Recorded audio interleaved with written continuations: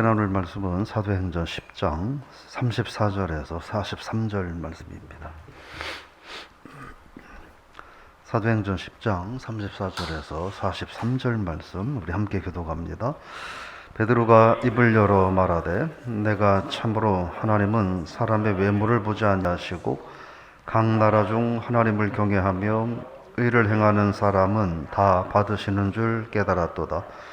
만유의 주 되신 예수 그리스도로 말미암아 화평의 복음을 전하사 이스라엘 자손에게 보내신 말씀 곧 요한이 그 세례를 반포한 후에 갈릴리에서 시작하여 온 유대에 두루 전파된 그것을 너희도 알거니와 하나님이 나사렛 예수에게 성령과 능력을 기름 붓듯 하셨음에 그가 두루 다니시며 선한 일을 행하시고 마귀에게 눌린 모든 사람을 고치셨으니 이는 하나님이 함께 하셨습니다. 우리는 유대인의 땅과 예루살렘에서 그가 행하신 모든 일의 증인이라. 그를 그들이 나무에 달아 죽였으나 하나님이 사흘 만에 다시 살리사 나타내시되 모든 백성에게 하신 것이 아니요 오직 미리 택하신 증인 곧 죽은 자 가운데서 부활하신 후 그를 모시고 음식을 먹은 우리에게 하신 것이라. 우리에게 명하사 백성에게 전도하되 하나님이 살아있는 자와 죽은 자의 재판장으로 정하신 자가 곧 이 사람인 것을 증언하게 하셨고 그에 대하여 모든 선지자도 증언하되 그를 믿는 사람들이 다 그의 이름을 힘입어 죄사함을 받는다 하였느니라. 아멘. 할렐루야. 오늘 말씀의 제목은 성도는 모두가 증인입니다. 이런 제목입니다. 고넬료가 베드로에게 하는 이야기를 자초지종을 다 들은 이후에 이제 베드로가 내가 엊그제 보았던 그 이상한 환상의 의미가 뭔지를 베드로가 깨닫게 됩니다. 결국 이방인이라 할지라도 복음이 증거돼야 된다라고 하는 것을 발견하게 되었다 하는 것이죠. 그러면서 35절 말씀입니다. 읽어보겠습니다. 각 나라 중 하나님을 경외하며 의를 행하는 사람은 다 받으시는 줄 깨달았도다. 각 나라입니다. 유대인들만, 이스라엘 백성들만이 아니라 각 나라예요. 이 나라 저 나라를 포함한 각 나라입니다. 결국은 이 말은 무슨 말이냐면 예수 그리스도의 십자가의 구원의 복음은 특성이 있다는 거예요. 근데 구원의 복음은 특성이 있는데 뭐냐면 첫째로 개방성이라고 하는 거예요. 개방성. 개방성은 뭔 얘기입니까? 열려 있다는 거예요. 누구한테나 다 열려 있고 누구한테나 다 열려야 한다라고 하는 거예요. 결국 여러분이 복음의 개방성이라고 하는 것은 우리가 이 복음 앞에서 내가 이 복음의 개방성을 깨닫지 못하면 어떻게 되냐면 복음이 나에게 와서 문이 닫혀지는 일이 생긴다는 거예요. 근데 복음이 나에게로 찾아오면 나에게 온 복음은 개방성, 다른 이들에게도 열려야 된다는 거예요. 그러니까 사람도 그렇잖아요. 뇌혈관이나 뭐 모든 혈관들이 막히면 안 되잖아요. 막히면 안 되는 거예요. 그러니까 나에게 하나님의 구원의 복음이 내게로 증거돼서 나한테서 복음이 막혀져 버리면 누군가는 그 복음이 열려져서 하나님의 복음이 들어가야 되는데 나한테서 복음이 폐쇄돼 버리면, 개방성이 없어져 버리면 나 때문에 누군가는 죽는다는 거예요.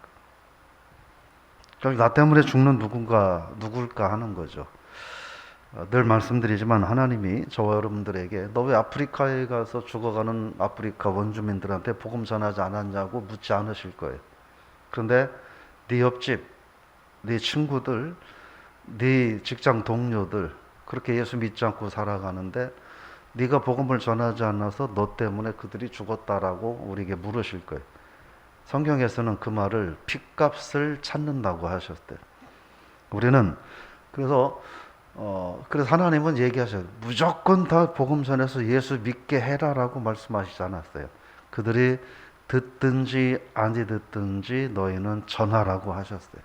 그러니까 우리의 사명은 뭐냐면 전하는 거예요. 정말 복음 전하는 게 싫으면 그런 생각이라도 하셔도 돼요. 뭐냐면 우리 그 수건 돌리기 있잖아요. 또는 이렇게 옛날에 오락게임 같은 거 보면 이렇게 시간이 착각착각 돌아가면서 이렇게 폭탄이 터지는 거. 나한테 오면 나한테 터질까 봐 얼른 옆 사람한테 넘기고 막 이러는 거 있었잖아요.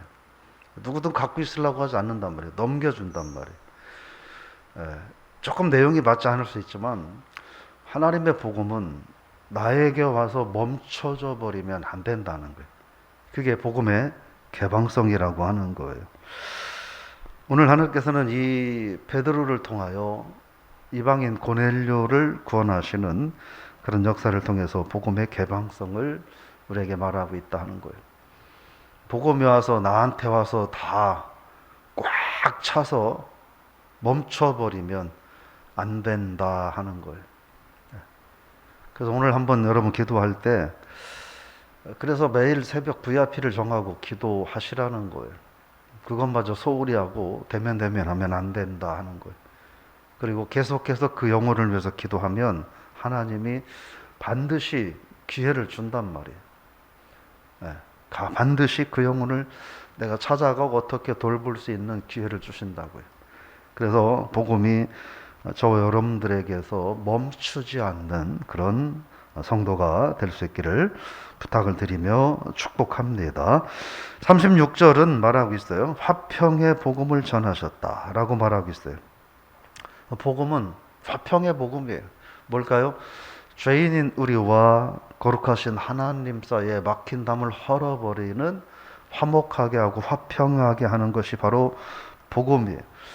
오늘 이 유대인 베드로와 그리고 이방인 고넬료 사이에 화평하게 되고, 그러므로 하나님과 베드로와 그리고 고넬료 사이에 화평이 이루어지게 되는 거예요. 복음은 화평의 복음, 평화의 복음이다. 근데 그게 어떻게 가능하게 됐느냐? 예수 그리스도의 십자가의 죽으심과 부활로 인하여 가능하게 됐다. 이렇게 지금 베드로가 증언하고 있는 겁니다. 그러면서 뭐라고 말하냐면 38절 말씀입니다. 읽어볼까요? 하나님이 나사렛 예수에게 성령과 능력을 기름 붓듯 하셨음에 그가 두루 다니시며 선한 일을 행하시고 마귀에게 눌린 모든 사람을 고치셨으니 이는 하나님이 함께 하셨습니다. 여기서 하나님이 나사렛 예수에게 라고 표현을 하고 있어요.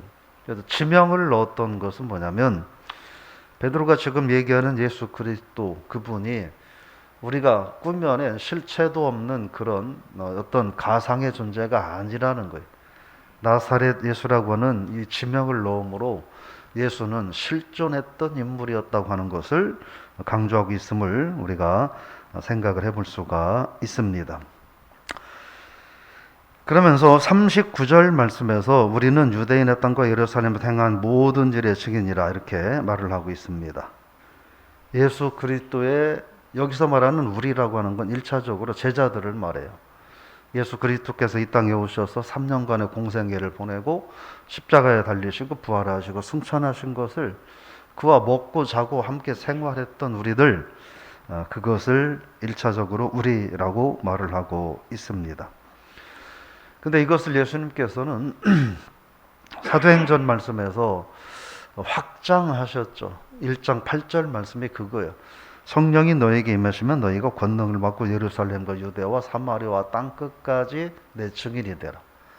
하나님의 성령의 은혜를 경험한 이들은 모두가 예수 그리스도의 증인입니다. 저와 여러분들은 예수 그리스도의 증인이다라고 하는 거예요. 근데 보면 41절에 보면 이렇게 말합니다. 모든 백성에게가 아닌 미리 택하신 증인 곧 부활하신 그리스도를 모시고 음식을 먹은 우리에게 하셨다, 이렇게 말해요. 이 말은 뭐냐면 우리가 복음 전도의 특권을 가진 사람이다, 우리만 복음 전도를 할 수 있는 거다라는 의미가 아니라 하나님께서, 예수님께서 우리를 복음 전도자로 거룩한 영적 권위를 부여해 주셨다라고 하는 거예요. 영적 권세를 부여해 주셨다라고 말을 하고 있는 거예요. 왜 복음 전도가 영적 권세냐라고 하는 거죠. 왜 복음 전도가 영적 권세냐라고 하는 거예요. 대통령이 아무리 권력이 있다 하더라도 대통령이 여러분 저와 여러분들의 영혼을 죽음으로부터 또 지옥으로부터 천국으로 갈 수 있도록 하는 권세는 없어요. 죽었다 깨어나도 없어요. 근데 우리에게는 뭐가 있어요? 우리들의 입의 권세를 통하여 그 복음을 수용하는 자들은 예수 그리스도로 인하여 죄사함 받고 구원받아 하나님의 거룩한 자녀가 되고 지옥이 아니라 천국에 갈 수 있는 하나님의 자녀의 특권을 얻는 권세가 있어요. 그래서 저와 여러분들에게 이 복음 전도의 사명은 이게 거룩한 권세이기도 하다는 것을 여러분 꼭 기억하실 수 있기를 바랍니다. 그래서 뭐라고 말하냐면 복음 증거는 우리에게 주어진 사명이라는 거예요. 복음 증거는 예수 그리스도를 가까이에서 접했던 제자들의 사명이고 그 복음을 접하고 그리스도를 믿고 성령의 은혜를 경험한 이들이 감당해야 할 사명이다라고 하는 것입니다. 그러므로 오늘 저와 여러분들이 모든 성도는 증인이다라고 하는 말씀을 통해서 정리를 좀 해보면 하나님의 구원의 복음은 세상 나라를 차별하지 않고 선포돼야 된다. 복음은 개방성이 있다라고 하는 거예요. 그래서 늘 말씀드리는 것처럼 복음이 나한테 와서 막히면 안 된다는, 나한테 와서 막히면 안 된다는. 네.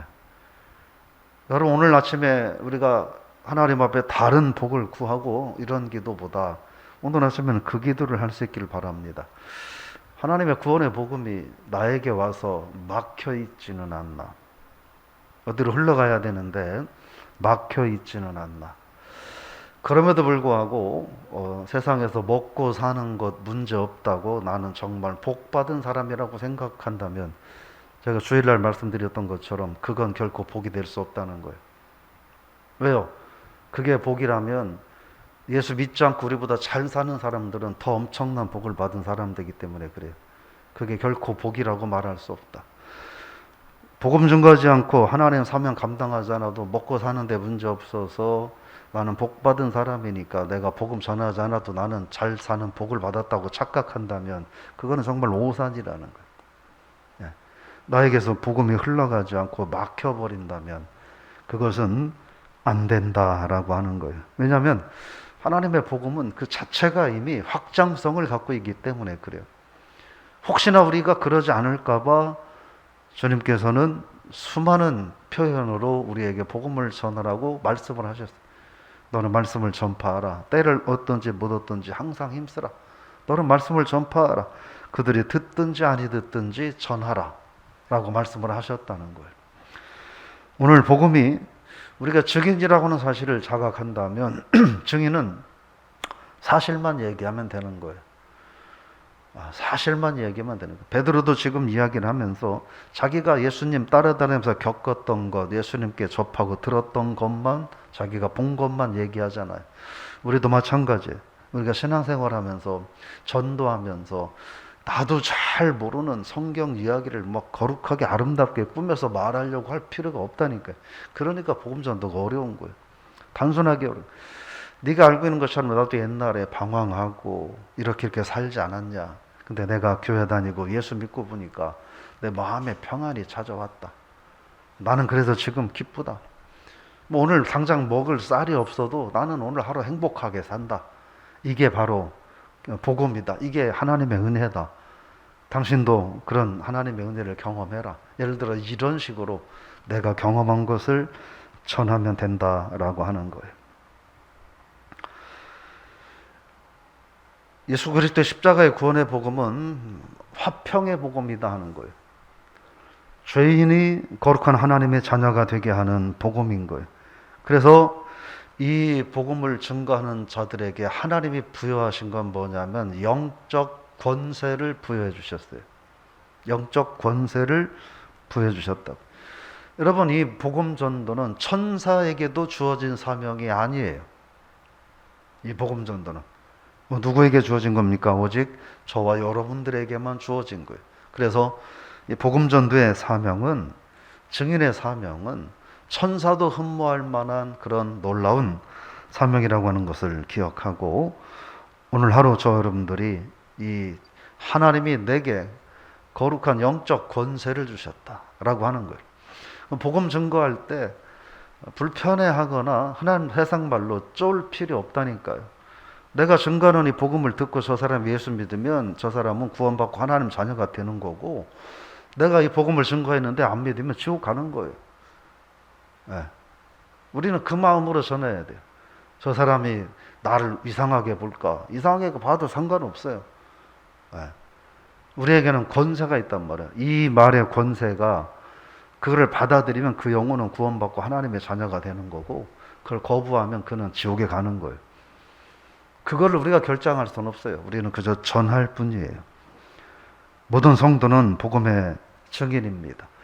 오늘 베드로의 모습을 보면서 우리가 결정하고 생각해야 되는데, 베드로가 처음에 환상을 볼 때 이해를 못했어요. 와서도 잘 이해를 못했어요. 그런데 고넬료가 하는 이야기를 다 들어보니까, 하나님이 왜 나를 이방인을 만나라고 하셨는지 내가 알게 되었다는 거예요. 그래서 이제 쭉 얘기하는 거예요.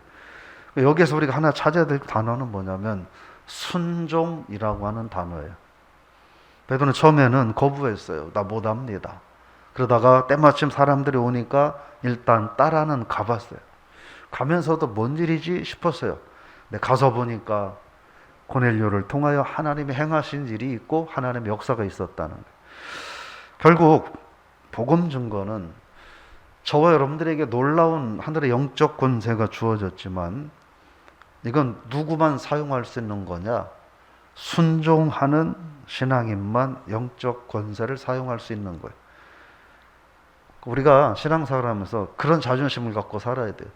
나한테 하나님의 어마어마한 한 영혼을 살릴 수 있는 영적 권세를 주셨는데, 내가 믿음이 없어서 바보 같아서 너무 이기적이어서 그 영적 권세를 땅에 묻어놓고 그러면서 흔한 말로 마귀에게 놀림당하는 삶을 살 거냐? 그것 때문에 신앙인은 자존심 상해할 줄 알아야 되는 거예요. 그것 때문에 내게 있는 어마어마한 권세를 내가 사용하지 못하고 내가 사탄에게 놀림거리가 되느냐, 아니면 내가 이 엄청난 권세를 사용해서 마귀의 세력을 부수느냐라고 하는 결정을 해야 되는 거죠. 오늘 하루 저 여러분들이 그리스도의 복음 증거자로서 평화의 복음, 화평의 복음을 증거하는 자. 세상에 어느 누가 죄인과 하나님 사이를 화평하게 할 수 있습니까? 바로 우리를 통해서 하나님 그 일을 하시겠다는 거고, 그러므로 오늘 하루 저 여러분들이 모든 일의 증인이어야 됨을 기억하고, 우리에게 놀라운 권세를 주셨다는 사실을 기억하고, 복음이 나한테서 막히지 않게 되는 그런 성도들이 되셔서 우리도 평안하고 우리 까닭에 죽어가는 영혼이 하나님의 자녀가 되는 놀라운 축복이 있는 하루가 되시기를 주의 이름으로 부탁을 드리며 축원합니다. 하나님 아버지, 오늘 우리는 모든 신앙인은 예수 그리스도 십자가의 복음의 증인이어야 됨을 발견합니다. 복음이 나에게 와서 멈추어 버리면 안 된다는 사실도 깨닫습니다. 근데 우리가 이 사실을 여러 번 듣고 수없이 듣다 보니 이제는 만성이 돼서 그러려니 하면서 살아가고 있을지도 모릅니다. 그러나 분명한 것은 하나님은 우리에게 죽은 영혼을 살릴 수 있는 놀라운 구원의 복음을 증거하는 영적 권세를 허락하여 주셨는데, 우리가 이 권세를 제대로 사용하지 못하고 있다면 우리는 하나님 앞에서 부끄러운 모습일 수밖에 없음을 깨닫게 하셨어.